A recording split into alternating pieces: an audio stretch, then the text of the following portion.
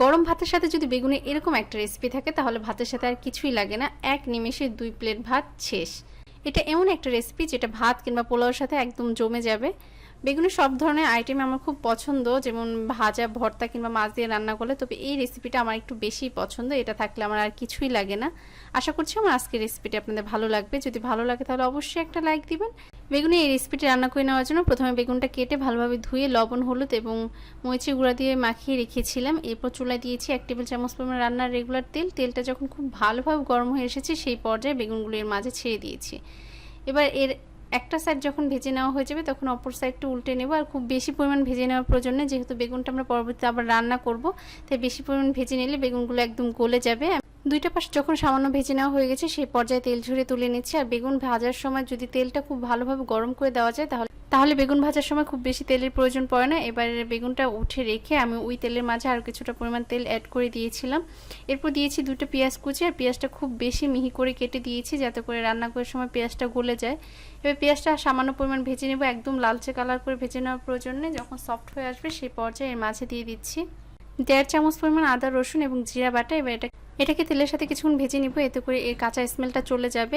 সবকিছু একত্রে কিছুক্ষণ ভেজে নেওয়া হয়ে গেলে এর মাঝে অ্যাড করে দেবো অন্যান্য উপকরণগুলো। প্রথমে দিয়ে দিচ্ছি 1 চামচ পরিমাণ মরিচের গুঁড়া, আর দিচ্ছি 1 চামচ পরিমাণ হলুদের গুঁড়া। ঝালটা আপনাদের পছন্দ অনুযায়ী দিয়ে নেবেন। এবার এই মশলাগুলো তেলের সাথে কিছুক্ষণ ভেজে নিচ্ছি, এতে করে এর কালারটা খুব সুন্দর আসবে। খুব বেশি পরিমাণ ভেজে নেওয়ার প্রয়োজন নেই, তাহলে আবার মশলাটা পুড়ে যাবে। সামান্য পরিমাণ ভেজে নিয়ে এর মাঝে অ্যাড করে দিচ্ছি পানি।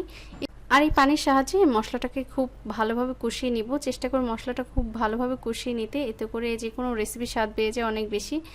কষিয়ে নেওয়ার এই পর্যায়ে অ্যাড করে দিচ্ছি 8-10টির মতো কাঠবাদাম বাটা। আমি এখানে কাঠবাদাম বেটে দিয়েছি, আপনারা চাইলে ব্লেন্ডারে ব্লেন্ড করে দিতে পারেন কিংবা অন্য যে কোনো ধরনের বাদাম অ্যাড করতে পারেন। এই বাদামটা দেওয়ার ফলে এর গ্রেভিটা খুব সুন্দর হয়, আর এটা খেতেও অনেক বেশি ভালো লাগে, খুব সুন্দর একটা স্মেল আসে। সব কিছু একত্রে খুব ভালোভাবে কষিয়ে নেওয়া হয়ে গেলে এর মাঝে অ্যাড করে দিব পরিমাণ মতো পানি। আর আমি এখানে খুব বেশি পরিমাণ পানি অ্যাড করছি না, যেহেতু বেগুনটা আগে থেকে ভেজে রেখেছি, তাই খুব বেশি পরিমাণ পানি দিলে বেগুনগুলো আবার গলে যাবে, তখন খেতে ভালো লাগবে না।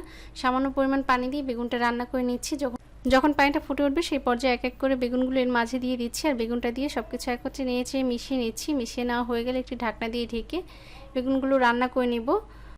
এতে করে মশলাটা খুব ভালোভাবে এর ভিতর প্রবেশ করতে পারবে। আর রান্না করে নেওয়ার এই পর্যায়ে আপনাদের কাছে আমার ছোট্ট একটা রিকোয়েস্ট রইল, যারা এখন আমার পেজটি ফলো করেননি প্লিজ ফলো করবেন, এবং আমার ভিডিওগুলো ভালো লাগলে বেশি বেশি শেয়ার করবেন।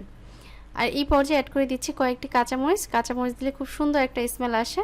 আর দিয়ে দিচ্ছি ধনিয়া পাতাটা দিয়ে আবার সবকিছু একত্রে নিয়েছি, মিশিয়ে নিচ্ছি। আর সব শেষ অ্যাড করে দিব 1/2 চামচ পরিমাণ ভাজা জিরার গুঁড়া। আর এই ভাজা জিরার গুঁড়াটা দেওয়ার ফলে এটা থেকে খুব সুন্দর একটা স্মেল আসে এবং এটা খেতে খুব ভালো লাগে। এই পর্যায়ে রান্নাটা কমপ্লিট হয়ে গেছে, এবার একটি সার্ভিং প্লেটে সার্ভ করে নেব। আশা করছি আমার আজকের রেসিপিটা আপনাদের ভালো লেগেছে। যদি ভালো লাগে তাহলে অবশ্যই লাইক, কমেন্ট, শেয়ার করবেন। আর যারা এখনও আমার পেজটি ফলো করেনি প্লিজ ফলো করবেন। সবাই ভালো থাকবেন। আল্লাহ হাফেজ।